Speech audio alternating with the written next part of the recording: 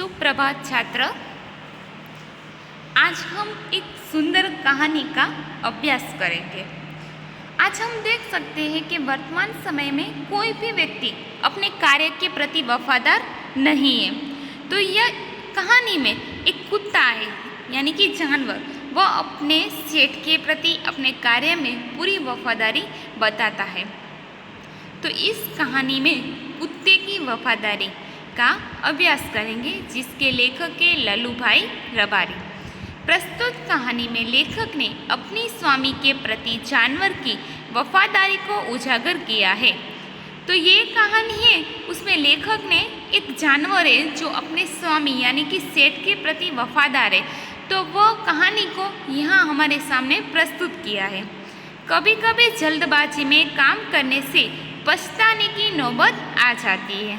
कभी कभी अगर हम जल्दबाजी करें तो हमारा कार्य भी अच्छा नहीं होता और हमें बाद में पछताने की नौबत आ जाती है। लेखक ने यह बात कुत्ते और बंजारे की इस कहानी के माध्यम से बताई है। तो लेखक ने यह जो बात है वह हमारे सामने कहानी के माध्यम से कुत्ते की वफादारी शीर्षक से हमारे सामने उजागर किया है। उत्तर गुजरात के पाटण जिले में राधनपुर नाम का एक छोटा सा गांव है। उत्तर गुजरात के पाटण जो पटोले की साड़ी के लिए प्रसिद्ध है, तो पाटण में एक राधनपुर नाम का एक छोटा सा नगर है। वहाँ एक तालाब है जिसके तट पर एक कुत्ते की समाधि है।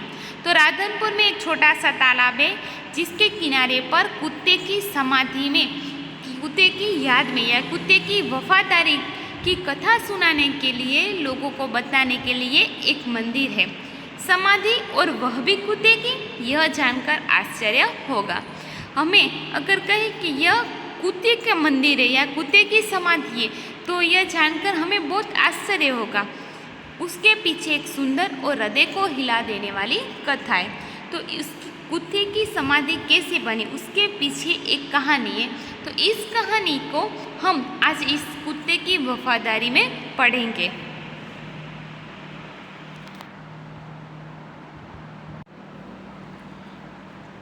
आप चित्र में देख सकते हैं कि एक व्यक्ति है जो अपने माल सामान लादे जा रहा है।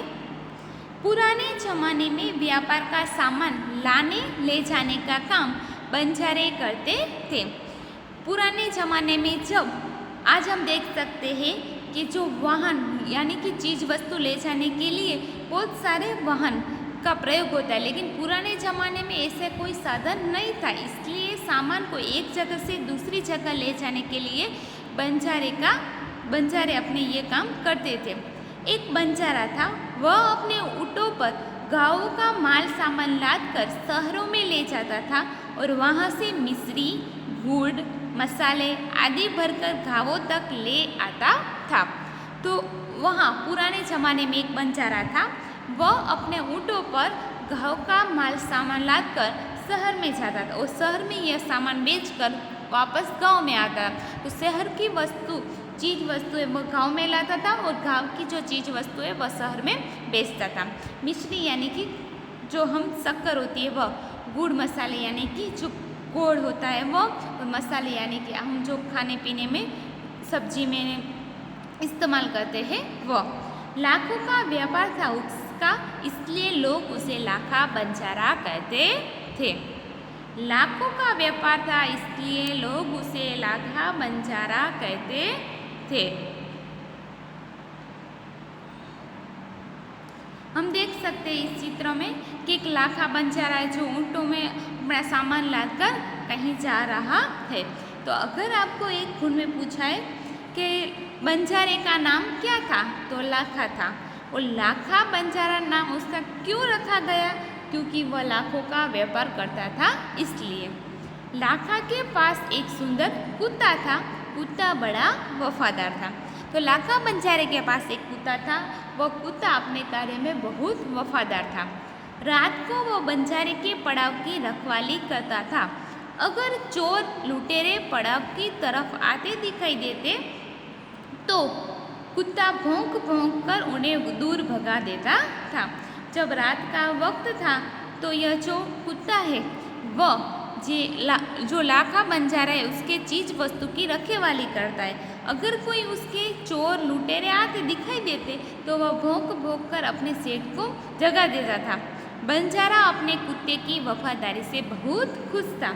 तो अपने जो कुत्ता की वफादारी देखकर उसका जो सेठ है लाखा बंजारा, वह भी बहुत खुश था।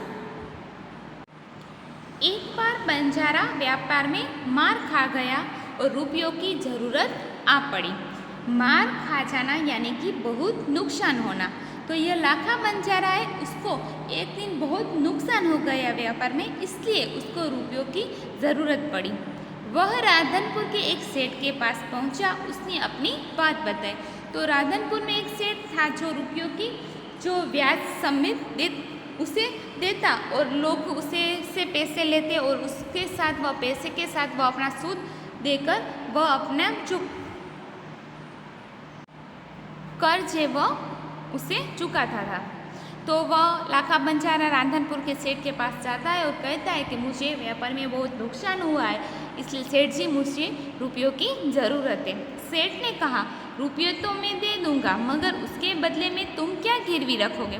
तो सेठ ने उसकी बात सुनी और उसे लगा कि यह सच कह रहा है, इसलिए वह कहता है कि मैं तुम्हें रुपये तो दे दूंगा, लेकिन तुम मुझे क्या गिरवी रखोगे। तुम्हारे पास कौन सी वस्तु है जिससे तुम उसे मेरे पास छोड़कर जब रुपये देने आएंगे तब तुम्हारी चीज़ वस्तु है वह ले जाना। लाखा बोला सेठ जी मेरे पास फूटी कौड़ी भी नहीं है। फूटी कौड़ी न होना यानी कि मेरे पास पैसे नहीं है, पैसा न होना। फूटी कौड़ी न होना यानी कि पैसा न होना, पैसा न होना यानी कि बहुत गरीब होना। तो लाखा ने कहा सेठ जी मेरे पास कुछ भी नहीं है, मैं तो बहुत गरीब हूँ, मेरे पास पैसे ही नहीं है। मैंने व्यापार में सब कुछ खो दिया है, मेरी जबान पर विश्वास रखें और मुझे रुपये दे दीजिए। मैं आपकी पूरी रकम सूद समेत 1 साल में ही चुका दूंगा। सूद यानी कि ब्याज, समेत यानी कि साथ।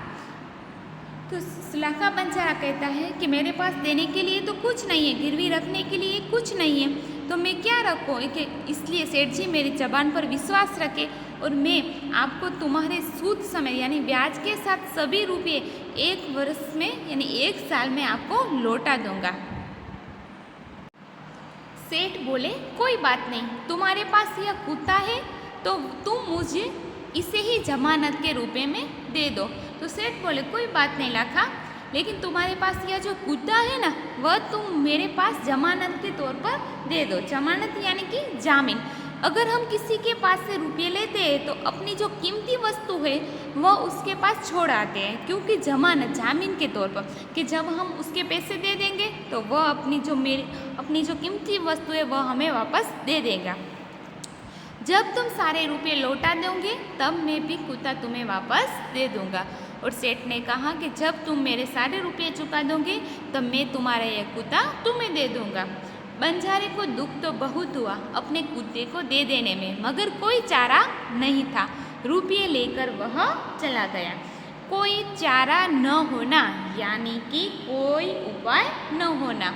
तो बंजारे बहुत दुखी हो गए यह बात सुनकर, क्योंकि वह कुत्ता की वफादारी से बहुत खुश था, इसलिए कुत्ते के अलावा उसका कोई भी नहीं था और कुत्ता ही उसका सब कुछ था, इसलिए उसे देने में तो बहुत दुख हुआ। लेकिन लाखा बंजारे के पास कोई उपाय नहीं था, इसलिए वह जामीन के तौर पर अपना कुत्ता दे देता है और रुपये लेकर चला जाता है। कुछ दिन बीते। एक बार सेठ के यहाँ चोरी हुई। कुत्ते ने चोरों का पीछा किया। दूर जंगल में जाकर चोरों ने सारा माल सामान जमीन में गाड़ दिया और वहाँ से 9-2-11 हो गए। जमीन में गाड़ देना यानी कि छुपा देना। जमीन में हम जैसे उसे जमीन के नीचे छुपाते हैं तो उसे कहते हैं जमीन में गाड़ देते। 9-2-11 हो जाना यानी कि भाग जाना। तो क्या होता है, तो ऐसे कुछ दिन बीत जाते हैं। जो सेठ है वहाँ कुत्ता रहता है, तो एक बार वह सेठ के यहाँ चोरी होती है। तो कुत्ते ने चोर को देख लिया, इसलिए वह चोर के पीछे पीछे जाता है। और जब चोर ने जो माल सामान है सेठ के यहाँ से चुराया था वह जमीन में गाड़ रहे थे, वह भी देख लिया। और वहाँ से जब चोर भाग गए तो कुत्ता ने भौंक भौंक कर अपने सेठ को आप देख सकते हैं इस चित्र में कि सेठ है उसकी जो धोती पकड़कर कुत्ता उसे कहीं ले जा रहा है।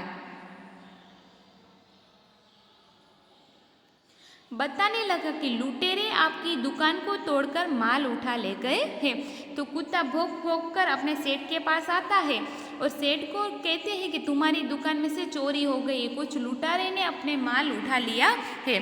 सेठ तो हक्का बक्का ही रह गए। हक्का बक्का रह जाना यानी कि आश्चर्यचकित रह जाना, देखते ही रह जाना। तो सेठ यह बात सुनकर बहुत चकित हो गए। कुत्ता सेठ की धोती पकड़कर आगे खींचने लगा। तो कुत्ता है वह अपने सेठ की धोती पकड़कर उसे खींचते ले जाता है। सेठ कुत्ते के पीछे पीछे चलने लगे।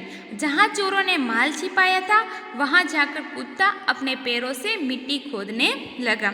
तो जहाँ चोरों ने जंगल में माल जहाँ गाड़ा था तो वहाँ जाकर कुत्ता अपने पैरों से वह जो जमीन है उसे खोदने लगता है।